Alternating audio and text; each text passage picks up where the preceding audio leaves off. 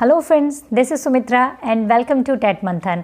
तो आज भी मैं आप लोगों के लिए लेकर आई हूँ एक बहुत इंपॉर्टेंट और बहुत ही इंटरेस्टिंग टॉपिक जो कि आपका रीट के लिए और स्पेशली मैं ये कहूँगी कि केवीएस, DSSB इन सभी एग्ज़ाम्स के लिए जिनमें फैक्चुअल क्वेश्चंस आते हैं और एक्शन रिसर्च का टॉपिक आता है, उन सब के लिए सबसे ज़्यादा इंपॉर्टेंट है। ठीक है, तो मैं आप लोगों से एक बेसिक सा क्वेश्चन पूछूंगी और उससे ही हम इस सारे टॉपिक को डिस्कस करेंगे। तो भाई, अगर हम लोगों के घर में कोई प्रॉब्लम हो जाती है, कोई घर की प्रॉब्लम है, ठीक है, बेसिक सी समस्या है, तो हम क्या करेंगे? घर के लोग मिलकर के उसको सॉल्व करेंगे या फिर हम CID वालों को बुलाएंगे, चल दया तोड़ दरवाज़ा, है ना? ऐसा तो नहीं करेंगे ना। हम घर के लोग मिलकर ही उस प्रॉब्लम का सोल्यूशन निकालेंगे। ठीक है, ये आपका भी आंसर होगा, ये मेरा भी आंसर होगा कि हम घर के लोग मिलकर ही उस प्रॉब्लम का सोल्यूशन निकालेंगे, क्योंकि उस प्रॉब्लम को जितना अच्छे से हम समझ सकते हैं उतना बाहर के आदमी नहीं समझ सकते, क्योंकि वो हमारे घर की प्रॉब्लम है। ये एक्शन रिसर्च का टॉपिक भी बिल्कुल आपका इसी तरीके से हम समझेंगे और बिल्कुल यही इसकी डेफिनेशन है। एक्शन रिसर्च जो है वो है क्या बेसिकली, अगर मैं आप लोगों के साथ में थोड़ा सा इसकी एक पृष्ठभूमि अगर आप लोगों के साथ में शेयर करूं, तो क्या होता था पहले? शिक्षा में अनुसंधान होता था, जैसे, ठीक है, शैक्षिक अनुसंधान होता था। फंडामेंटल रिसर्च जो होता है उसमें क्या होता था? कुछ विशेषज्ञ होते थे, ठीक है, कुछ रिसर्चर होते थे जिनको, जो एजुकेशनिस्ट हैं आपके, ठीक है, बड़ी बड़ी जो उसमें काम करते हैं आपकी रिसर्च में, वो क्या करते थे कि एक नियम बना देते थे जो सभी स्कूल्स में जो है ना, उन्होंने एक रिसर्च कर दिया और कुछ लॉज निकाल दिए, कुछ सिद्धांत बना दिए, कुछ प्रिंसिपल बना दिए मूलभूत, और उनको क्या किया? सभी स्कूल्स में लागू कर दिया। लेकिन उसमें प्रॉब्लम क्या आई पता है? उसके अंदर प्रॉब्लम ये आई कि भाई, जो स्कूल के बाहर बैठ करके स्कूल की समस्याओं का अध्ययन कर रहा है, उसको क्या मालूम कि स्कूल के अंदर कितनी छोटी छोटी प्रॉब्लम्स टीचर के सामने आती है, कितनी छोटी छोटी प्रॉब्लम स्कूल के सामने आती है ना? तो उनको इस चीज़ का एक एग्जैक्ट अंदाज़ा नहीं हो पाता है। ठीक है, वो सिर्फ और सिर्फ नियम लागू कर देते हैं, जैसे हमारी मोदी सरकार होगी, है ना, जो हम आज हैशटैग लगा रहे हैं। तो भाई, नियम तो दुनिया भर के लागू कर देंगे, लेकिन उसकी प्रैक्टिकलिटी जो थी ना ग्राउंड लेवल पे, वो स्कूल्स में बिल्कुल भी अप्लाइड नहीं हुआ करती थी। इसलिए आया एक्शन रिसर्च। ठीक है, एक्शन रिसर्च की ज़रूरत हुई और एक्शन रिसर्च जो है आपका अस्तित्व में आया। ठीक है, बात आती है इसमें कि एक्शन रिसर्च पे बहुत सारी चीज़ें हैं, बहुत सारे आपके क्वेश्चंस हैं कि इस पे सबसे पहले काम जो है वो किसने किया, तो उन सब चीज़ों को अभी हम फटाफट से डिस्कस करेंगे। ठीक है, एक्शन रिसर्च का एक मोटा मोटा मतलब आप ये समझिए कि इसका मतलब क्या है कि एक जो आज की प्रॉब्लम है, अगर उसका आज सॉल्यूशन निकालना, ठीक है, ऑन द स्पॉट प्रॉब्लम्स का सॉल्यूशन निकाला जाता है एक्शन रिसर्च में। स्कूल की प्रॉब्लम का सॉल्यूशन जो है स्कूल की चार दीवारी में रहकर ही निकाला जाता है। देखो, अगर बच्चों को प्रॉब्लम होगी तो एक टीचर से ज़्यादा उनकी प्रॉब्लम को कोई और नहीं समझ सकता, तो उनका सॉल्यूशन कौन करेगा? कोई बाहर का रिसर्चर नहीं करेगा, बल्कि एक टीचर करेगा। ठीक है, टीचर्स को अगर कोई प्रॉब्लम होगी तो स्कूल में जो प्रधानाध्यापक है, जो प्रिंसिपल है, वो उसका सॉल्यूशन करेगा। बच्चों को कोई प्रॉब्लम है किसी भी चीज़ से रिलेटेड, शिक्षण प्रक्रिया में प्रॉब्लम है, उनको टीचिंग लर्निंग मटेरियल में प्रॉब्लम है, बैठने की व्यवस्था में प्रॉब्लम है, स्कूल में किसी भी समस्या को लेकर के एक जो रिसर्च किया जाता है, उसको वैज्ञानिक ढंग से रिसर्च किया जाता है और उसका सॉल्यूशन निकाला जाता है, उसी को एक्शन रिसर्च कहा जाता है। बहुत ही भारी भरकम सा नाम लगता है, क्रियात्मक अनुसंधान। ठीक है, बट इसका सीधा सा मतलब ये है, स्कूल की चार दीवारी की समस्याओं का, प्रॉब्लम का सॉल्यूशन जो है वो स्कूल की चार दीवारी के अंदर ही निकाल लिया जाता है, टीचर्स के थ्रू, अध्यापकों के थ्रू, ठीक है, आप कह सकते हैं, और आपके प्रिंसिपल्स के थ्रू या फिर जो मैनेजमेंट है आपकी उसके थ्रू, तो उनके द्वारा इसका हल निकाल लिया जाता है। ठीक है, अब हम इनके कुछ टेक्निकल वर्ड्स को देखेंगे, कैसे कैसे ये आपका अस्तित्व में आया। ठीक है, मैं खुद को कर लेती हूँ हाइट। ठीक है, देखो, तो क्या हुआ था एक्चुअल में कि जो शोध, जैसे मैंने आपको बताया शिक्षा में, वो आपका क्या है, प्रैक्टिकल नहीं होता था। जब भी कुछ ऐसे नियम बना दिए जाते थे कि भाई ये चीज़ जो है ना विद्यालयों में लागू कर दी जाए, तो वो प्रैक्टिकल नहीं हो पाती थी। तो एक इंसान, एक आदमी आए जिनका नाम क्या था आपका? स्टीफन एम कोरे। ठीक है, और इन्हीं को ही श्रेय जाता है, इन्हीं को जनक कहा जाता है क्रियात्मक अनुसंधान का। इन्होंने बहुत ही एमिनेंट काम किया आपका क्रियात्मक अनुसंधान के क्षेत्र में। ठीक है, इन्होंने देखा अमेरिका में इसकी धारणा ने जन्म लिया, क्रियात्मक अनुसंधान की धारणा ने जन्म लिया। इसको शिक्षा के क्षेत्र में लागू करने का जो श्रेय जाता है ना, वो किसको जाता है? स्टीफन एम कोरे को जाता है। ठीक है, इसके अलावा अगर आपसे ये पूछ लिया जाए कि क्रियात्मक अनुसंधान शब्द जो है वो सबसे पहले किसने इस्तेमाल किया था, तो वो आपका बंकिंघम ने इस्तेमाल किया किया था। ठीक है, ये आपका DSSB में पूछा गया क्वेश्चन है, तो आप वहाँ पे स्टीफन एम कोरे की बजाय आप क्या लगाएंगे, 1962 में किसने इस्तेमाल किया था, आई थिंक 62 ही होगा if I am not wrong, Buckingham ने सबसे पहले इसका इस्तेमाल किया था। इसमें होता क्या है देखो कि इसमें जो आपके स्टीफन एम कोरे थे ना, वो 1962 में NCERT में, ठीक है, NCERT में आपके कंसल्टेंट रहे। ठीक है, तब उन्होंने अपने विचारों को, उनका ये विचार था कि प्रॉब्लम जिसकी है सॉल्यूशन उससे बेहतर और कोई नहीं निकाल सकता। ठीक है, तो जब वो कंसल्टेंट रहे तो अपने विचारों को उन्होंने NCERT में उन्होंने कहा कि इसको अप्लाई करना चाहिए। तो स्टीफन एम कोरे की एक बुक है आपकी, action research to improve school practice. ठीक है, उनकी पुस्तक से ही इसकी जो पूरी संकल्पना है वो मानी जाती है। अब देखो, एक्शन रिसर्च में विद्यालय की प्रतिदिन की समस्याओं का वैज्ञानिक अध्ययन किया जाता है। एक एक वर्ड इंपॉर्टेंट है इस वीडियो को, मैं बता रही हूँ आपको। ये सारी जो आपकी जो लाइंस है ना, वो आपको वर्ड टू वर्ड आपके ऑप्शंस में देखने के लिए मिलेगी, आई एश्योर यू। ठीक है, क्या होता है, विद्यालय की दिन प्रतिदिन की समस्याओं का वैज्ञानिक अध्ययन किया जाता है जिससे कि विद्यालय में सुधार हो सके।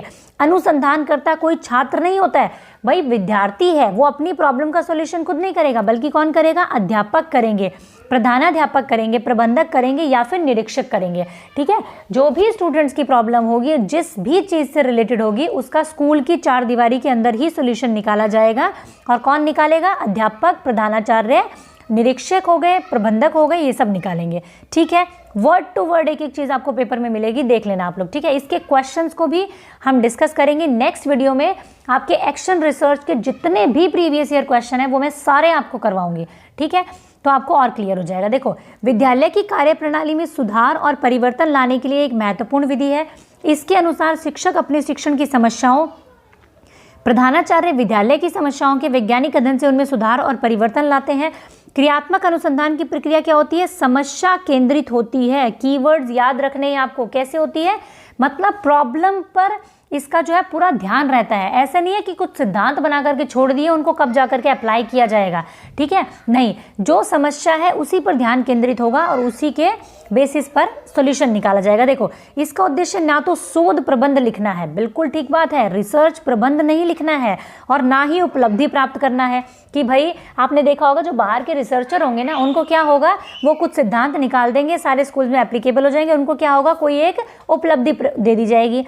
इसका उद्देश्य कक्षा कार्य प्रणाली की समस्या का समाधान करके उसमें सुधार और परिवर्तन लाना है। यानी कि ऑन द स्पॉट जो प्रॉब्लम होती है स्कूल में, उसका ऑन द स्पॉट सॉल्यूशन करना और स्कूल की ही कार्यप्रणाली में उसको सॉल्यूशन करना आपका क्या होता है, एक्शन रिसर्च होता है। अब कुछ डेफिनेशंस है जो बहुत इंपॉर्टेंट है, उसको हम देखेंगे। स्टीफन एम कोरे ने क्या कहा है कि शिक्षा में क्रियात्मक अनुसंधान कार्यकर्ताओं द्वारा किए जाने वाला अनुसंधान है ताकि वे अपने कार्य में सुधार कर सके। अभी कार्यकर्ता कौन है यहाँ पे, ये बताओ जरा। अगर पूछ लिया जाए स्टीफन एम कोरे में ये कार्यकर्ता है कौन, तो कौन है कार्यकर्ता, भाई टीचर हैं, आपके प्रधानाध्यापक है, निरीक्षक है, ये सभी कार्यकर्ता द्वारा एक अनुसंधान किया जाता है ताकि वो अपने खुद के काम में सुधार ला सके। भाई एक टीचर है, बच्चों को पढ़ा रहा है, लेकिन उसको उस सब्जेक्ट में बहुत प्रॉब्लम हो रही है बच्चों को, तो वो क्या करेगा, एक अनुसंधान करेगा कि जिससे क्या होगा, उसको ये समझ में आ सके कि बच्चों को प्रॉब्लम कहाँ हो रही है इस सब्जेक्ट को समझने में। कहीं कोई मेरे टीचिंग मेथड में प्रॉब्लम है या बच्चों की ही बेसिक नॉलेज कमज़ोर है या फिर क्या प्रॉब्लम आ रही है, तो उसके लिए क्या किया जाएगा, एक एक्शन रिसर्च वो टीचर कर सकता है।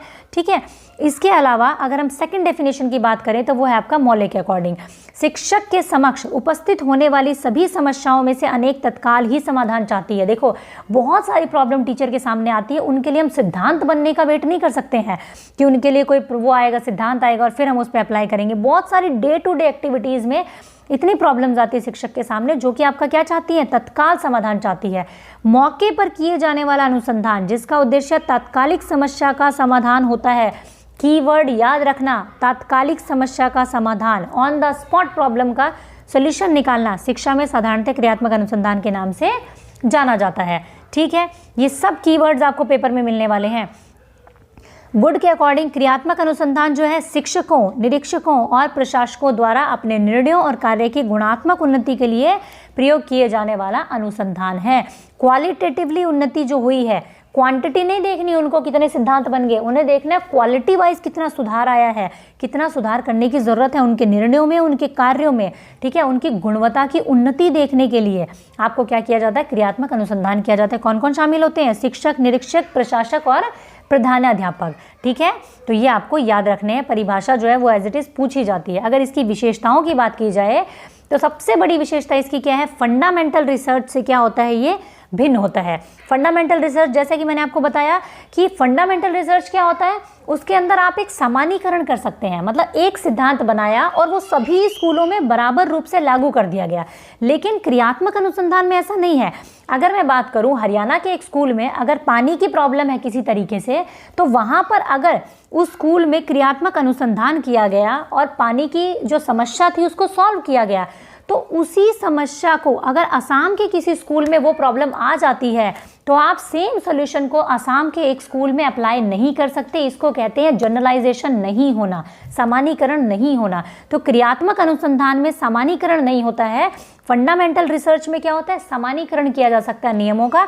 एक प्रॉब्लम आई, उस एक प्रॉब्लम का सब जगह सेम सॉल्यूशन अगर होता है, एक किसी सिद्धांत को सेम जगह लागू किया जा सकता है, तो उसको कहते हैं हम कि उसका सामान्यीकरण होना। तो ये मूलभूत सिद्धांतों से अलग है आपका जो क्रियात्मक अनुसंधान है। ठीक है, भी आपका पेपर में पूछा जाता है और आपके पास में ऑप्शंस होते हैं कि क्रियात्मक अनुसंधान जो है वो मौलिक अनुसंधान से या मूलभूत सिद्धांतों से भिन्न है, तो किस तरीके से, आपके पास में 4 ऑप्शंस होते हैं। ठीक है, फिर होता है आपका क्रियात्मक अनुसंधान का जो उद्देश्य होता है ना, वो सीमित होता है। ठीक है भाई, स्कूल में जो भी प्रॉब्लम आई उसका सॉल्यूशन किया और इसका उद्देश्य खत्म आपका। ठीक है, इसको थोड़ी ना कोई मतलब नियम बनाने हैं पूरे देश भर के लिए। क्रियात्मक अनुसंधान का उद्देश्य क्या होता है, लिमिटेड होता है। इसका उद्देश्य व्यवहारिक होता है, सैद्धांतिक नहीं होता है। प्रिंसिपल्स नहीं बनाने हैं, वादे नहीं करने हैं मोदी सरकार की तरह हैं, उनको मतलब ग्राउंड लेवल पे कुछ नहीं और कुछ नहीं। यहाँ पे क्या है, प्रैक्टिकल सॉल्यूशन होता है। उद्देश्य क्या होता है, प्रैक्टिकल होता है। प्रॉब्लम क्या होती है, प्रैक्टिकल होती है। तात्कालिक समस्या का समाधान खोजना होता है। ठीक है, यानी कि इमीडिएट प्रॉब्लम का इमीडिएट सॉल्यूशन। इसमें अध्ययन की इकाइयाँ क्या होती है, सीमित होती हैं। अब इकाइयाँ क्या होगी, आपकी जो सैंपल्स होती हैं। भाई देखो, अगर आपको एक 8th क्लास का अगर अध्यापक है, उसकी क्लास में क्या है, अनुशासनहीनता की प्रॉब्लम है कि बच्चे जो है ना वो डिसिप्लिन में नहीं रहते हैं, तो आप क्या करेंगे, 8th क्लास में आपके हो सकता है 4 सेक्शन है, A B C D।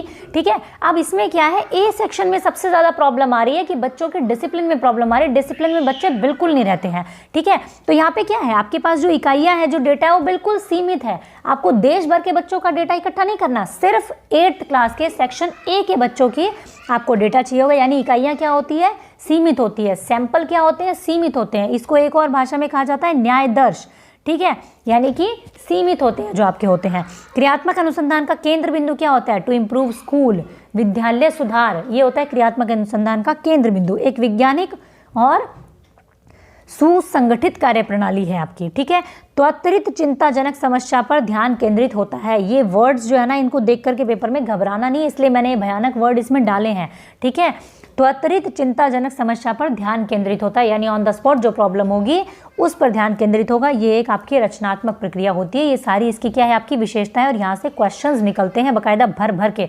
ठीक है, क्रियात्मक अनुसंधान कहता है, वैसे भी मोले भी कहते हैं कि क्रियात्मक अनुसंधान क्या है, आपका ऑन द स्पॉट अध्ययन किया जाता है। किसी भी प्रॉब्लम का समाधान निकाला जाता है, तात्कालिक उसका समाधान निकाला जाता है। ठीक है, उसके बाद में एक और आपकी परिभाषा जिससे विशेषता निकल करके आती है, लेमैन और मेहरन के अकॉर्डिंग ये कहते हैं क्रियात्मक अनुसंधान एक प्रकार से वृहद अनुसंधान ही होता है, परंतु दोनों में अंतर क्या है, क्रियात्मक अनुसंधान में जो शोधकर्ता होता है वही शोध के परिणामों का उपभोक्ता होता है। बहुत इंपॉर्टेंट लाइन है।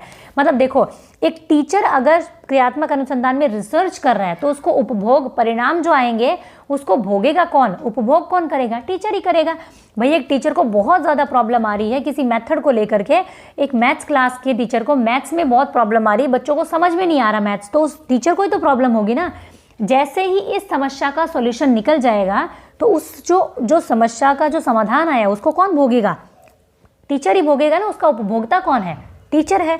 ठीक है, वही उन परिणामों के आधार पर निर्णय लेता है, उन्हें क्रियान्वित करता है। और इस प्रकार क्रियात्मक अनुसंधान की एक विशेषता ये भी है कि उसमें शोधकर्ता और शोध परिणामों का उपभोक्ता एक ही व्यक्ति होता है।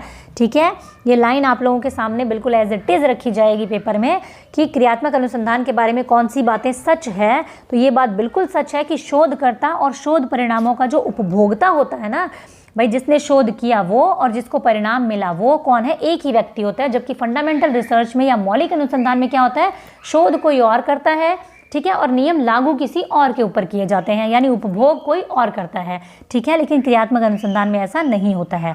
तो ये आप बिल्कुल याद रखेंगे इस लाइन को, ठीक है, और याद क्या ही रखना है, समझ लिया हमने इसको बहुत अच्छे से, ठीक है। इसको क्या हो गया, ये बहुत परेशान करता है मेरा जो ये इसका जो रिकॉर्डिंग सेंस है, पता नहीं क्या प्रॉब्लम है इसको, इसके चक्कर में भी बड़ा दिक्कत होती है, ठीक है। नेक्स्ट देख लेते हैं इसके स्टेप क्या होते हैं, भर भर के क्वेश्चन आते हैं इसके स्टेप से भी, ठीक है। अनुसंधान के आपके क्या होते हैं, 6 स्टेप्स होते हैं यहाँ पर। सबसे पहले सिलेक्शन ऑफ अ प्रॉब्लम, सबसे पहले हम क्या करते हैं, एक प्रॉब्लम का सिलेक्शन करते हैं, देखते हैं भाई ये प्रॉब्लम वाकई में है ही या फिर ऐसे ही वहम हो रहा है, क्योंकि कई बार क्या होता है हमें समस्या इतनी बड़ी लगती है जितनी वो होती नहीं है।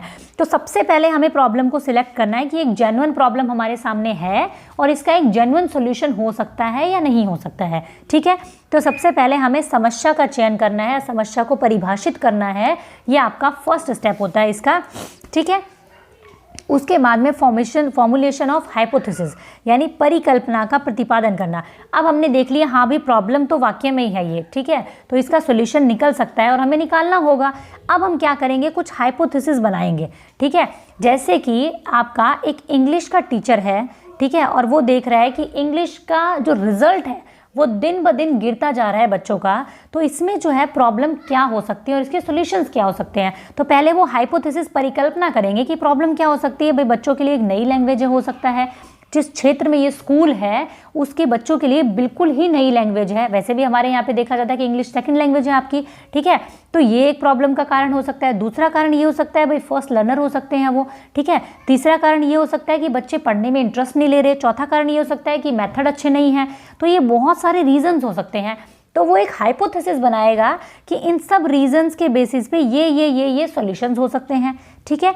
उसके बाद में शोध की रूपरेखा तैयार करना, फिर एक रिसर्च, एक डिज़ाइन बनाया जाएगा, जैसे कि हम हमेशा करते हैं जब भी आप कोई रिसर्च करते हैं, जब भी एक छोटा सा काम भी आप करते हैं, तो एक क्या करते हैं, एक पूरा एक पहले प्रारूप तैयार कर लेते हैं, एक रफ उसका डिज़ाइन तैयार कर लेते हैं कि इस तरीके से हम इस प्रॉब्लम का सोल्यूशन करेंगे। तो यहाँ भी वैसे ही डिज़ाइन बनाया जाता है। फिर होता है आपका कलेक्शन ऑफ डेटा, फिर उसके बाद में हमें डेटा कलेक्ट करना होता है। और जैसे कि मैंने पहले बताया, यहाँ पे जो डेटा होता है बहुत ही लिमिटेड होता है, ठीक है।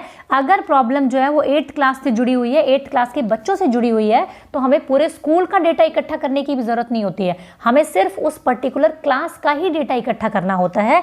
तो हम क्या करेंगे, उसका डेटा इकट्ठा करते हैं और फिर उसका हम डेटा का एनालिसिस करते हैं, विश्लेषण करते हैं हम उसका, ठीक है, उसको देखते हैं तोड़ करके कि किस किस तरीके से प्रॉब्लम आ रही है। उसके बाद में formulation of generalization and conclusion, ठीक है, उस निष्कर्षों का हमें क्या करना होता है, प्रतिपादन करना होता है, ठीक है। तो ये आपका रहता है। और इसके लास्ट में एक और आता है आपका मूल्यांकन, ठीक है। मूल्यांकन भी किया जाता है कि आपने जो भी चीज़ें की है, ठीक है, वो ठीक से हुई है या नहीं हुई है। तो मूल्यांकन भी इस प्रक्रिया का एक लास्ट में पार्ट होता है। तो ये कुछ स्टेप्स होते हैं, ये आपको याद रखने हैं, ठीक है जी। नेक्स्ट है आपका इसका स्कोप क्या होता है। तो स्कोप क्या है इसका, विद्यालय के संगठन और प्रशासन से संबंधित समस्याओं के समाधान के लिए प्रधानाचार्य क्रियात्मक अनुसंधान की सहायता लेते हैं। देखो, जो स्कूल की ऑर्गेनाइजेशन होती है, जो प्रशासन होता है ना, उससे संबंधित जो समस्याएं होती है उसके समाधान के लिए ये किया जाता है, यही इसका स्कोप है। भाई बहुत लंबा चौड़ा क्षेत्र इसका है नहीं, सिर्फ स्कूल की 4 दीवारी की समस्याएं ही इसके अंतर्गत आती हैं आपकी, क्योंकि ये शिक्षा से जुड़ा हुआ है आपका, ठीक है। और जैसा कि मैंने बताया, शिक्षा में इसको कौन लेकर के आया, स्टीफन एम कोरे लेकर के आए। उनकी पुस्तक से संकल्पना निकली जिसका नाम क्या था, action research to improve school practice, ठीक है। परीक्षा में छात्रों के नकल करने की समस्या के समाधान में हम इसको प्रयोग कर सकते हैं। छात्रों की अनुपस्थिति से लेकर विद्यालय में विलंब से आते हैं अगर छात्र जो है, उस पर हम कर सकते हैं। ये भी आपके पूछे जाते हैं कि कौन सा ऐसा काम है जो क्रियात्मक अनुसंधान के दायरे में आता है और कौन सा नहीं आता है। तो आप ध्यान रखेंगे इस तरीके के सारे काम जो है क्रियात्मक अनुसंधान के दायरे में आते हैं, ठीक है। शिक्षकों द्वारा विभिन्न विषयों में दिए जाने वाले गृह कार्यों की प्रणाली में प्रभावशालीता बनाने के लिए इसका प्रयोग किया जाता है। शिक्षण में प्रयुक्त होने वाली सहायक सामग्री जिसकी उपयोगिता के संबंध में निर्णय लेने के लिए इसका प्रयोग करते हैं। भाई जो भी आप टीचिंग लर्निंग मटेरियल यूज़ कर रहे हैं उसकी उपयोगिता के संबंध में निर्णय लेने के लिए, भाई वो कितना उपयोगी सिद्ध हो रहा है, कितना उपयोगी सिद्ध नहीं हो रहा है, कौन से ऐसे टीचिंग लर्निंग मटेरियल है जो ज़माने से चले आ रहे हैं, अब हमें उन्हें बदलने की ज़रूरत है, ठीक है। तो इन सब चीज़ों में आप निर्णय लेते हैं। शिक्षण विधियों और युक्तियों में सुधार लाने के लिए इसका प्रयोग किया जाता है। तो इसका स्कोप ऑल ओवर अगर आप देखेंगे तो सारा का सारा क्या है, विद्यार्थियों से जुड़ा हुआ है और स्कूल के अंदर से ही जुड़ा हुआ समस्याएं हैं आपकी सारी की सारी, ठीक है। ये आपका क्रियात्मक अनुसंधान का क्षेत्र हो गया। नेक्स्ट देखते हैं फटाफट से, क्रियात्मक अनुसंधान में जो प्रॉब्लम्स आती है वो कौन कौन सी आती है, किन किन चीज़ों का हम क्रियात्मक अनुसंधान करते हैं। ठीक है, तो सबसे पहले क्या है आपका बाल व्यवहार संबंधी समस्याएं। इसके अंदर कौन सी समस्याएं आती है क्रियात्मक अनुसंधान जिनके लिए किया जाता है, भाई बच्चों में चोरी करने की आदत, बहुत ज़्यादा शरारत करना, किसी कक्षा में एक्सेस में नॉइस हो रही है, शोर मचाना, झगड़ा करना, इस तरीके की अगर बच्चों का व्यवहार संबंधी है, किसी बच्चे का या कुछ बच्चों का व्यवहार इस तरीके का हो रहा है, तो ये प्रॉब्लम जो है क्रियात्मक इस मामले में अनुसंधान किया जा सकता है। फिर आती है शिक्षण संबंधी समस्याएं, पढ़ने में बच्चों की रुचि ना लेना, ठीक है, गृह कार्य समय पर ना करना। अब क्या होगा, बच्चा जो है, आपने देखा है एक क्लास में कुछ ऐसे स्टूडेंट हैं जो बिल्कुल भी होमवर्क नहीं करके लेकर के आ रहे हैं, तो एक सॉल्यूशन क्या हो सकता है, भाई आप उनको रोज़ डंडे मारो और उनको बैठा दो, फिर उसके बाद में मुर्गा मुर्गी बना दो उनको, ठीक है, उनको किसी भी तरीके से दंडित कर दो। लेकिन क्या ये एक सॉल्यूशन है? नहीं, बल्कि हमें क्या करना है, एक उसके ऊपर एक रिसर्च करनी है, एक एक्शन रिसर्च करनी है, इस प्रॉब्लम का पता लगाना है, जड़ का पता लगाना है कि भाई वो बच्चा जो है घर का काम क्यों नहीं कर पाता है, क्या उसको घर में टाइम नहीं मिलता है, या घर में उसको बाकी कामों में लगा लिया जाता है, ठीक है, या उसका इस सब्जेक्ट में इंटरेस्ट नहीं है, या उसको समझ में नहीं आ पा रहा है। तो सारे कारणों का पता लगा करके हम इस प्रॉब्लम का सॉल्यूशन कर सकते हैं। अशुद्ध उच्चारण करना आदि, बच्चे अगर प्रोनाउंस ठीक से नहीं कर पा रहे हैं तो उस समस्या का भी आप कर सकते हैं।